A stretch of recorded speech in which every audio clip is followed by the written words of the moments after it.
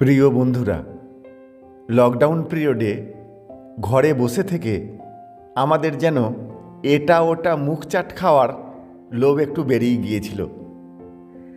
এই নিয়েই আজকে আপনাদের একটি গল্প শোনাব, মজার গল্প। শেষ পর্যন্ত শুনতে থাকুন, আশা করি ভালো লাগবে। শুরু করছি। ঘরবন্দি হয়ে থাকার জন্যই কিনা কে জানে আমার লোভ সাংঘাতিক বেড়ে গেছে। ঘরে খাবার অপ্রতুল, অথচ মনটা সর্বক্ষণ কি খাই করছে। এই আজই যেমন আমার চান হয়ে গেছে, বউ চান করতে গেছে, এই সময় মনটা খাই করে উঠল, অথচ আরেকটু পরেই ভাত খাবো। এখন কিছু খাবার কোনো দরকার নেই। রান্নাঘরে গিয়ে জিনিসপত্র হাটকানো শুরু করলাম। খুঁজতে খুঁজতে পেয়েও গেলাম বেশ বড় এক টুকরো আমসত্ত্ব। আহা, জিভে সুরুত করে জল চলে এলো। ঘরে নিয়ে এসে টিভি দেখতে দেখতে আয়েশ করে খেলাম। বউ আরও কিছুটা পরে বাথরুম থেকে বেরিয়ে বলল, তোমাকে কি এক্ষুনি খেতে দিয়ে দেব?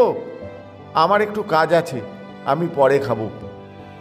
আমি বললাম, না না, কোনো তাড়া নেই, তোমার হাতের কাজ সেরে নাও, তারপর একসঙ্গে খাবো। আরে এখন খিদেটি দেখে একটুও গুরুত্ব দেওয়া উচিত নয়, তাই না? বউ বলল, বলো কি? উফ, ভাবা যায় না। একটু পরে রান্নাঘর থেকে বউ চেঁচালো, আচ্ছা, তুমি কি আমসত্ত্বটা দেখেছো? অতটা আমসত্ত্ব কি হলো? খেয়েছি বলে দিলেই ল্যাঠা চুকে যেত, কিন্তু হেব্বি লজ্জা করলো। চুরি করে খেয়েছি বলতে পারলাম না। উল্টে রান্নাঘরে গিয়ে আকাশ থেকে পড়লাম, আমি আমসত্ত্ব কই না তো। বউ বলল, চানাচুরের কৌটোর পাশে রাখা ছিল, তাহলে কোথায় গেল? আমি বললাম, তোমার বাবা কাল এসেছিলেন, তাকে একবার রান্নাঘরে ঢুকতেও দেখেছিলাম। তিনিই হয়তো লোভ সামলাতে পারেননি, খেয়ে নিয়েছেন। উফ, যা লোভ বেড়েছে ওর। বউ আমার দিকে কটমট করে তাকিয়ে বলল, আমসত্ত্বটা আজই আমি ফ্রিজ থেকে বের করে রেখেছিলাম। আমি মাথা চুলকাতে চুলকাতে বললাম, তাহলে ইঁদুরে হয়তো খেয়ে নিয়েছে। বউ বলল, হতে পারে, ইঁদুর যা বেড়েছে রান্নাঘরে। কবেকার আমসত্ত্ব ফ্রিজের এক কোণে পড়েছিল, ওদের মারার জন্যই ওতে বিষ দিয়ে রেখেছিলাম। ইঁদুরের বিষ? আমার সামনের সবকিছু ব্যাপকভাবে দুলে উঠল, পা থরথর করে কাঁপতে লাগলো। ইঁদুর মারা বিষ খেয়ে মানুষ মরে যায় শুনেছি, শেষ পর্যন্ত গোলদার কেমিক্যালের র্যাট কিলারে আমার মৃত্যু হবে? আর অন্য সময় হলে যদি বা বাঁচার চান্স ছিল, কিন্তু এই লকডাউনের সময় তো কোনো হাসপাতালেও ভর্তি নেবে না। হয়তো বলবে ইঁদুরের বিষ খেয়েছে, তাহলে পশু হাসপাতালে ভর্তি করে দিন।